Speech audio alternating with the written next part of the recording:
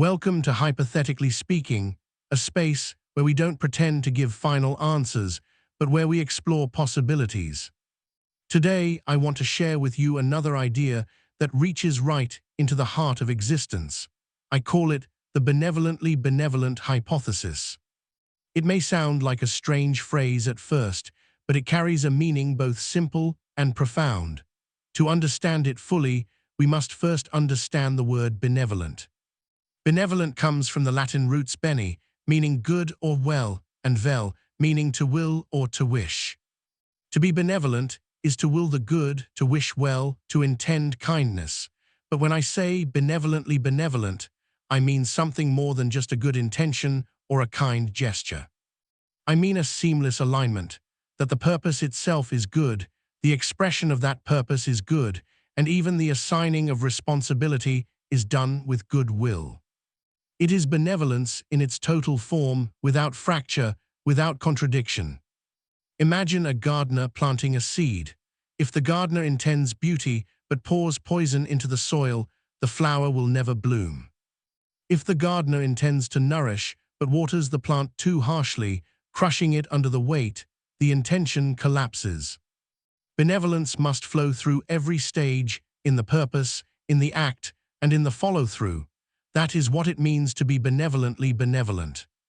Now let's expand this to existence itself. When we look at creation, we see balance and possibility. The stars are not scattered in chaos, but held by gravity in delicate patterns. The earth spins at just the right tilt to give us seasons. The air carries oxygen that matches our lungs as if designed for breathing. This is not the work of indifference. It reflects a benevolent purpose. Creation is willed toward flourishing, not destruction. But purpose alone is not enough. Consider rain. If its purpose is to nourish, yet it arrives in unrelenting floods, it destroys what it meant to sustain.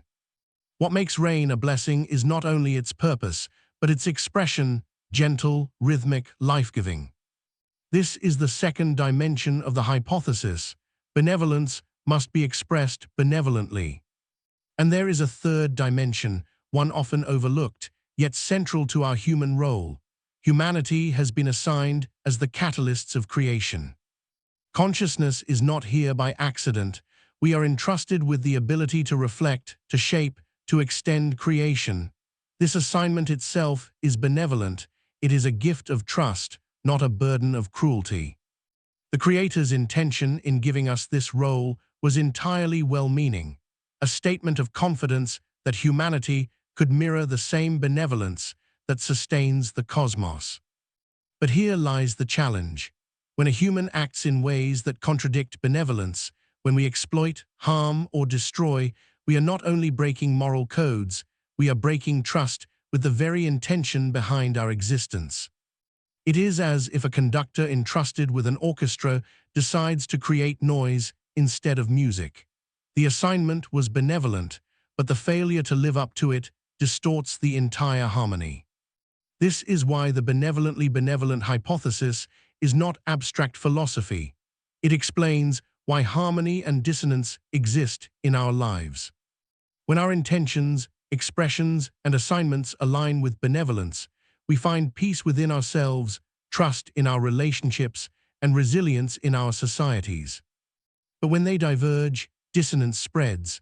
Think of a parent who truly loves a child but expresses that love only in harsh commands. The child may never doubt the intention but will feel the fracture in expression. Or think of leaders who claim to serve their people but carry out policies with arrogance.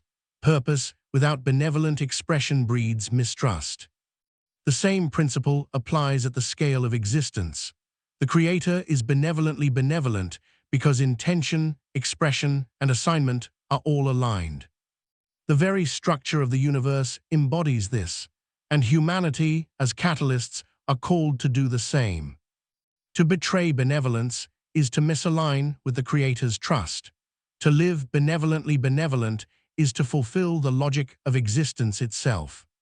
Let me put it another way. Picture existence as a grand lamp given to every human being. The lamp is entrusted to us with full confidence that we will light it. The oil is there, the wick is prepared, everything is provided. The intention behind the gift is entirely benevolent. But if we choose never to strike the flame, or if we light it only to burn others, we fail the very trust with which the lamp was given. The problem is not in the lamp, nor in the benevolence of the giver, but in the failure to honor the assignment. So the hypothesis is not only about what the Creator is, but also about what humanity must be. To be benevolently benevolent is not optional idealism. It is the logical way to exist in harmony with the foundation of creation. It is fidelity to the trust that has been placed in us. This way of seeing existence unites many perspectives. Philosophy tells us that morality requires integrity of will and act. Psychology shows us that dissonance arises when intention and expression clash. Science reveals the cooperative patterns that sustain life. All of these converge on the same principle: benevolence must be complete, from purpose to expression to assignment. And so the benevolently benevolent hypothesis declares that the Creator is not just benevolent, but benevolently benevolent. That humanity is not just surviving, but entrusted, and that harmony is sustained only when we live in continuity with that trust. When you look at the sunrise tomorrow, remember this: it is not only light refracted through the air.